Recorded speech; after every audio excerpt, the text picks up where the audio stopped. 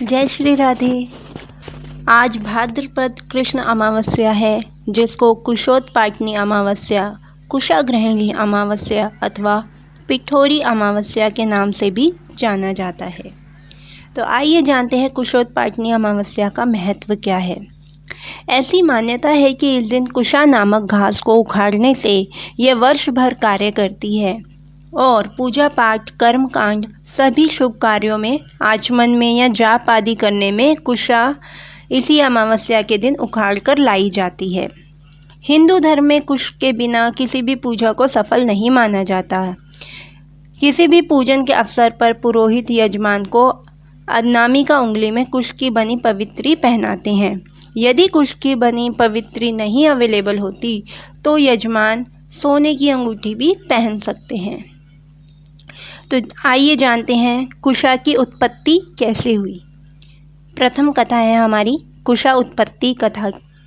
पौराणिक मान्यताओं के अनुसार एक समय हिरण्यकश्यप के बड़े भाई हिरण्याक्ष ने धरती का अपहरण कर लिया था। हिरण्याक्ष पृथ्वी को पाताल लोक ले गया। राक्षस राज इतनी शक्तिशाली था कि उसका कोई विरोध तक न कर सका। तब धरती को मुक्त कराने के लिए भगवान विष्णु ने वाराह अवतार लिया तथा हिरण्याक्ष का वध कर धरती को मुक्त कराया तथा पृथ्वी को पुनः अपनी पूर्व अवस्था में स्थापना किया। पृथ्वी की स्थापना करने के बाद भगवान वाराह बहुत भीग गए थे, जिसके कारण उन्होंने अपने शरीर को बहुत तेज झटका। झटकने से उनके रोएं शरीर के टूटकर धरती पर जा गिरे, जिससे कुशा की उत्पत्ति हुई। कुशा की जड़ में भगवान ब्रह्मा, मध्य भाग में विष्णु तथा शीर्ष भाग में भगवान शिव विराजते हैं। इससे जुड़ा मंत्र है कुशाग्रे वसते रुद्रः कुश मध्ये तु केशवः कुश मूले वसेद ब्रह्मा कुशान में देही मेदिनी।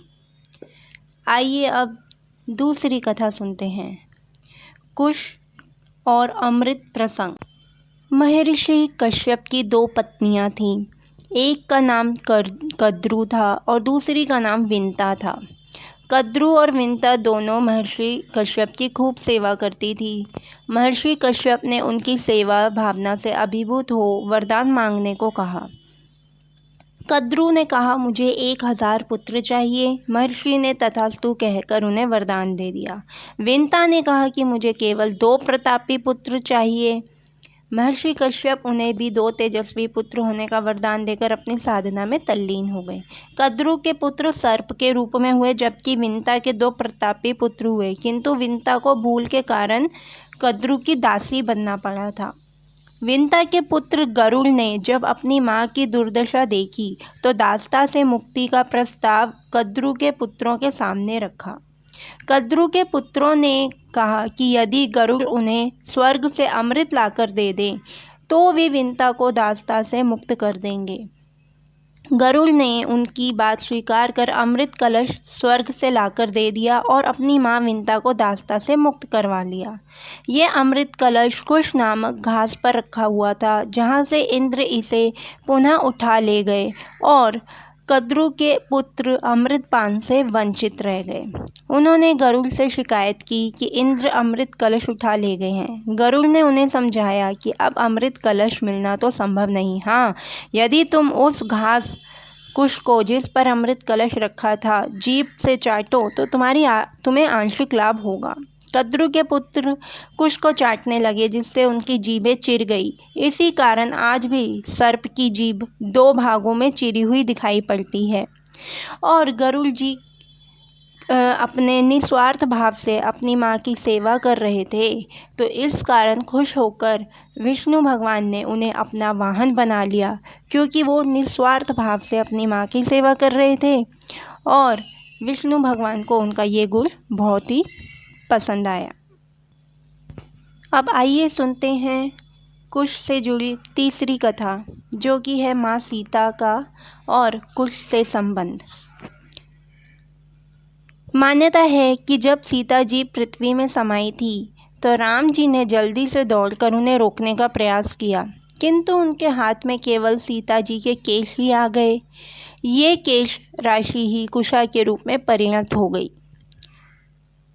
इस कारण कुशा जो है बहुत ही ज़्यादा पूजनीय हो गई और हर कोई अपने पूजा पाठ में कुशा का प्रयोग करने लगा। अब आइए सुनते हैं कुशाग्रही, कुशोत्पाटनी अथवा पिठोरी अमावस्या की कथा। पिठोरी अमावस्या की व्रत कथा के अनुसार बहुत समय पहले की बात है। एक परिवार में 7 भाई थे। सभी का विवाह हो चुका था। सबके छोटे छोटे बच्चे भी थे। परिवार की सलामती के लिए 7 भाइयों की पत्नी पिठोरी अमावस्या का व्रत रखना चाहती थी। लेकिन जब पहले साल बड़े भाई की पत्नी ने व्रत रखा तो उनके बेटे की मृत्यु हो गई।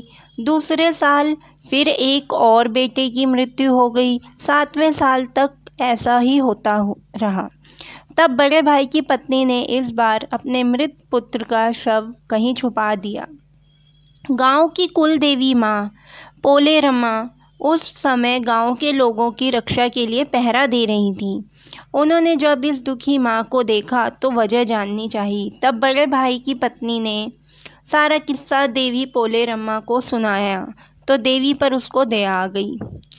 देवी पोलेरम्मा ने उस दुखी माँ से कहा कि वह उन सभी स्थानों पर हल्दी छिड़क दे जहाँ जहाँ उनके बेटों का अंतिम संस्कार हुआ था। तब बड़े भाई की पत्नी ने ऐसा ही किया। जब वह घर लौटी तो 7 पुत्रों को जीवित देख उसकी खुशी का ठिकाना ना रहा। तभी से उस गांव की हर माता अपनी संतान की लंबी उम्र की कामना से पिठोरी अमावस्या का व्रत रखने लगी। आज के दिन ये कथा सुनी और पढ़ी जाती है और जो कोई आज इस कथा को पढ़ेगा या सुनेगा उसे संतान सुख का फल मिलेगा और उसकी संतान दीर्घायु जिएगी। तो आज की जो अमावस्या है इस दिन विशेष दुर्गा माँ की आराधना भी की जाती है। तो ये पोलेरम्मा माँ दुर्गा माता का ही एक रूप है। तो ये कुल देवी के आशीर्वाद से ही उनको अपने पुत्रों की प्राप्ति हुई और हम सभी को अपने कुल देवी या कुल देव के आराधना जरूर करनी चाहिए, उनको भूलना नहीं चाहिए। तो उत्तर भारत में यह पर्व पिठोरी अमावस्या के नाम से माता दुर्गा की आराधना करके मनाया जाता है। वहीं दक्षिण भारत में महाराष्ट्र आदि में पोलाला अमावस्या के रूप में माँ पोलेरम्मा, जिन्हें माँ दुर्गा का ही एक रूप माना जाता है, की पूजा अर्चना के साथ मनाने की परंपरा है। तो ये थी पिठोरी अमावस्या, कुशोत्पाटनी अमावस्या की 4 प्रमुख कथाएं। आशा करती हूँ आपको ये वीडियो पसंद आई होगी। इस वीडियो को लाइक करें, सब्सक्राइब करें। जय श्री राधे।